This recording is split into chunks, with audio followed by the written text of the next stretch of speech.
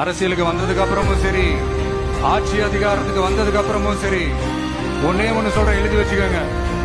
இதுக்கு முன்னாடி இருந்தவங்க மாதிரியோ இல்ல இப்ப இருக்கிறவங்க மாதிரியோ ஊழல் செய்யவே மாட்டான்.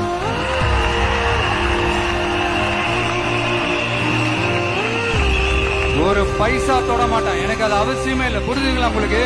எனக்கு அதை தொட வேண்டிய அவசியமே இல்லை.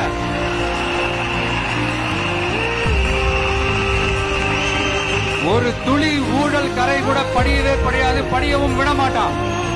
நீங்க கேட்கலாம், இது என்ன சினிமாவா, இது என்ன முதல்வன் படமா, ஒரே நாள்ல வந்து இவர் எல்லாத்தையும் கிளீன் பண்ணிடுவாரான்னு நீங்க கேட்கலாம். ஓகே, பிராக்டிகலா அது பாசிபிள் இல்லதான். But it is a process, right? It is a process. இப்படி எதுக்குமே ஆசைப்படாத ஒருத்தர் அரசியலுக்கு வர்றான் அப்படின்னா, அவன் கண்ணு முன்னாடி ஏதாவது ஒரு தப்பு நடக்குது அப்படின்னா, அவன் கண்ணு முன்னாடி ஏதாவது இந்த மாதிரி ஒரு ஊழல் நடக்குது அப்படின்னா, அதை பார்த்துக்கிட்டு அவன் சும்மா இருப்பான்னு நினைக்கிறீங்க?